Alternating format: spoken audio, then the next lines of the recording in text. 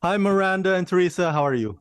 Hey, good, thank Great. you. Thank you. Good. Congratulations on The Clearing, premiering on Hulu May 24. Lovely to meet you, ladies. Based on JP Pomare's book, this show is, and let me ask you, start with this, Teresa and Miranda. What drew you to this project, and were there any trepidations on your taking on such a heavy subject matter? The script drew me, to be honest. I was sent the script, I read it in one sitting, and I was completely fascinated.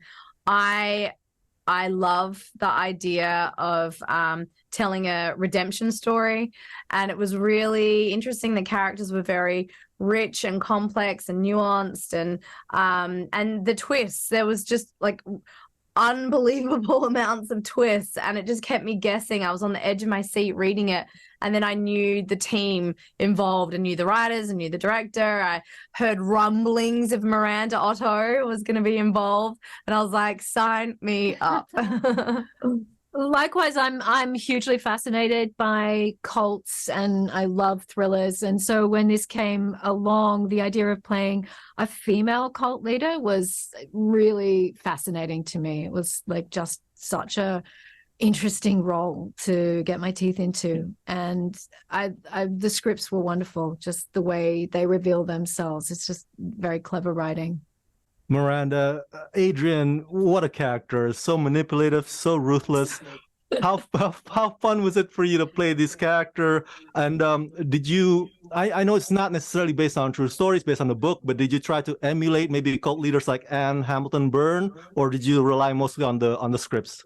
I relied on the scripts, and then a lot of it was my imagination too, of like it's on the page and it was like super well written, but it was just in the moment when you're with somebody, what is that relationship that you're having with them? There's so many scenes where she's sort of one-on-one with people in their clearings, and what is the nature of that relationship that's so powerful that she is able to change all these people's lives and lead them? What is it that they get from her, and what does she give to them? That was really the essential part of it that I was kind of working on. And I have to say, some of it was really just happening as we went. Like, it was trial and error of what actually worked on people. What, I realized you had to give a lot as well, or seem to give a lot. You have to really like see people and seem to be very present with them. And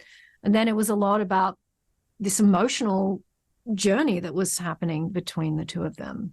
Teresa, as a parent yourself, did you tap into your maternal instincts to bring out that protective mama bear, Freya?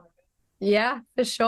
I think whenever you take on a character, elements of your own life bleed into the character. In this instinct, I have 4 kids myself, and she is navigating, my character Freya is navigating parenthood.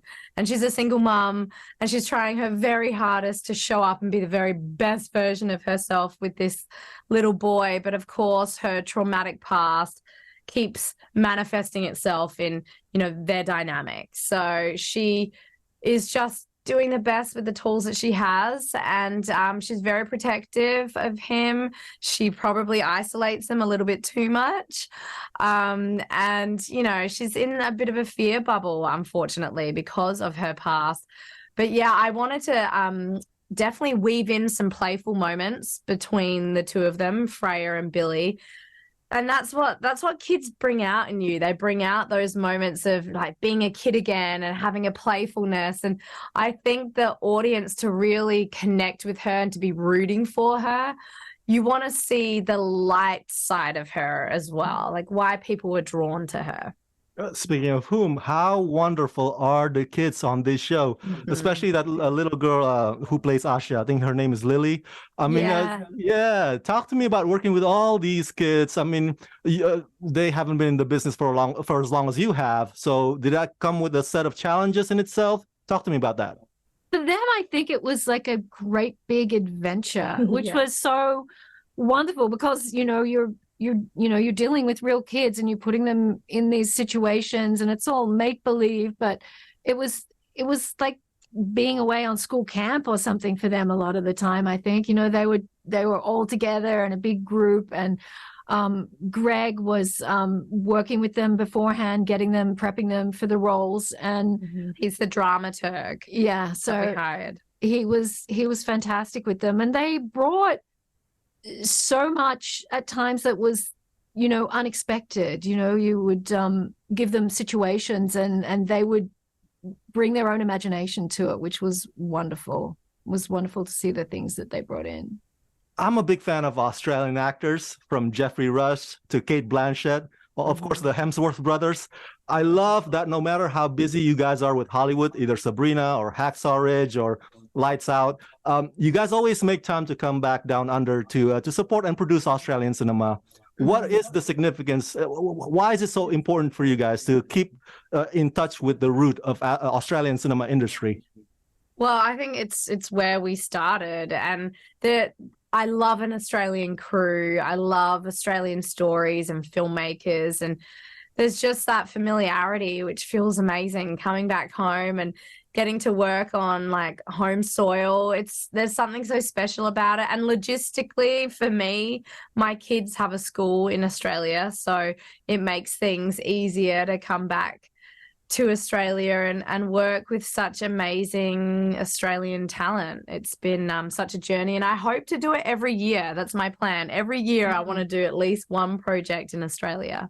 Yeah, it's lovely going back, and there's always a lot of new faces in the crew, but then there'll be people that I've worked with like years and years ago on things, and it makes it like a big family in a way.